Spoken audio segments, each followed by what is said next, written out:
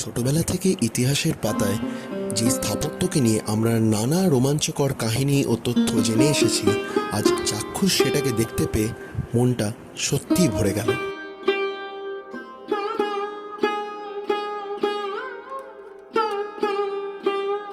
Indo Islamic স্থাপত্যগুলির মধ্যে তাজমহল হল সবচেয়ে বৃহৎ।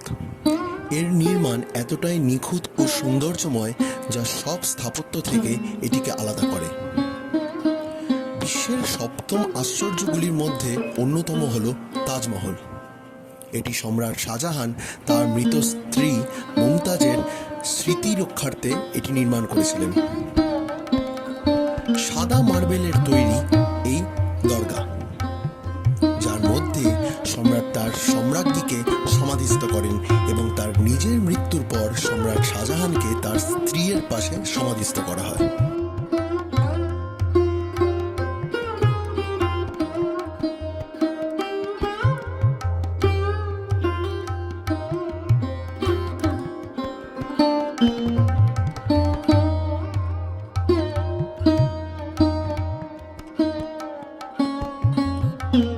শতকের পর শতক ধরে ভালোবাসার এই স্মৃতিস্তম্ভটি নানা অবহেলার সম্মুখীন হয়েছে।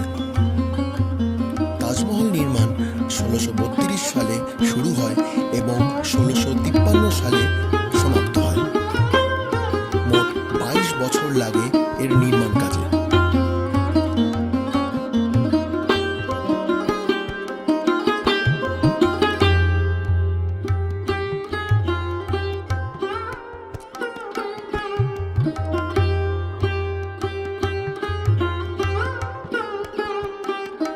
তাজমহলের স্থাপত্য হল ভারতীয়, ফরাসি এবং ইসলামিক শৈলীর স্থাপত্যের সংমিশ্রণ।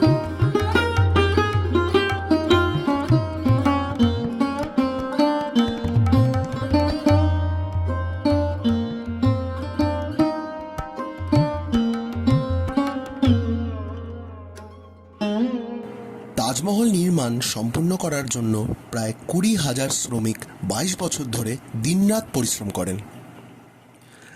রাজস্থান, তিব্বত, আফগানিস্তান এবং চীন থেকে সেরা মানের মার্বেল ব্যবহার করে তাজমহল নির্মিত হয়েছিল।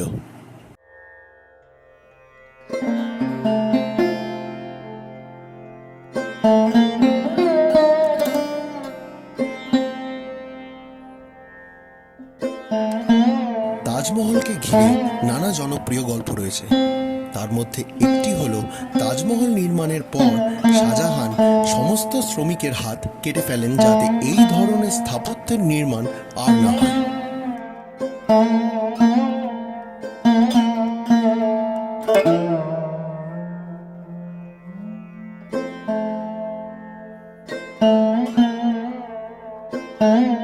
তাজমহলের ৪টি মিনার একটু বাইরে তৈরি করা হয়েছে, যাতে মিনারগুলি পড়ে গেলে মূল কাঠামোর উপর না পড়ে দূরে পড়ে যায়।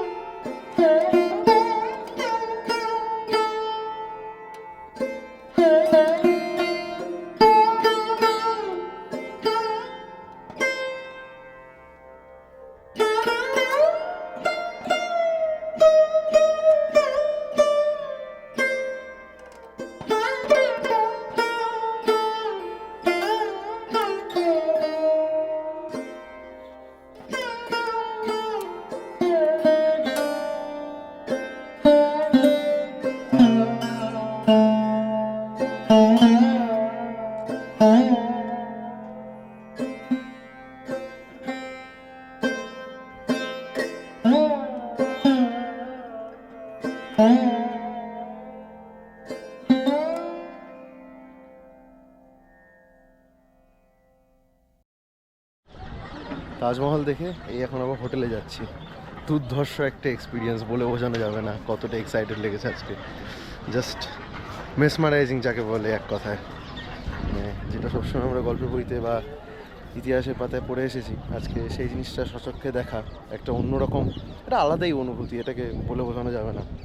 তাজমহল দেখার পর আমরা হোটেলে ফিরলাম। আমরা আগ্রাতে হোটেল হোস্টে ছিলাম, যেটা তাজমহলের ওয়েস্ট গেটের থেকে মাত্র 1 মিনিটের হাঁটা পথ।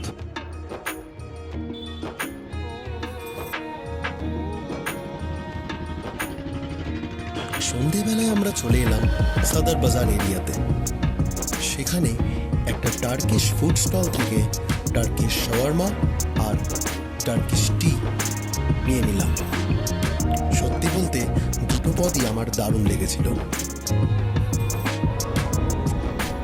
আমার এই দিল্লি ও আগ্রা যাত্রার নানা তথ্য আপনাদের সাথে তুলে ধরবো একটি ভিডিওর মাধ্যমে। সেই ভিডিওটা কিন্তু আপনারা অবশ্যই দেখবেন যারা দিল্লি ও আগ্রা যাওয়ার প্ল্যান করছেন। এরপর আমরা রাত 8টা নাগাদ ওখানেই অবস্থিত মামা ফ্র্যাঙ্কি নামক একটি বিখ্যাত রেস্টুরেন্টে চলে গেলাম ডিনারের জন্য। আমরা নিয়ে নিয়েছিলাম চিকেন বিরিয়ানি। কলকাতার সাথে কিন্তু বিরিয়ানির অনেকটাই তফাৎ, কিন্তু অন্য দিনের তুলনায় বিরিয়ানিটা ভালো ছিল খেতে।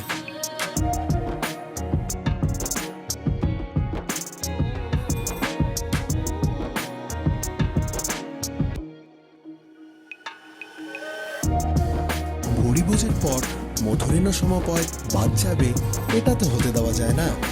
তাই চলে গেলাম সেই চাট গলিতে একটি কুলফিওয়ালার কাছে। আমি রাজর্ষি আর আপনারা দেখছেন মশালা মাইলস। যদি ভিডিওটা ভালো লেগে থাকে অবশ্যই লাইক, শেয়ার এবং সাবস্ক্রাইব করবেন, আর বেল আইকনটা প্রেস করতে কিন্তু একদমই ভুলবেন না, যাতে আমি যখনই কোনো নতুন ভিডিও এই চ্যানেলে আপলোড করব আপনাদের কাছে যেন সঙ্গে সঙ্গে তার নোটিফিকেশন পৌঁছে যায়। আগ্রা থেকে মথুরা হয়ে দিল্লি যাওয়ার গল্প নিয়ে আসছি এর পরের ভিডিওতে। সবাই ভালো থাকবেন, সুস্থ থাকবেন।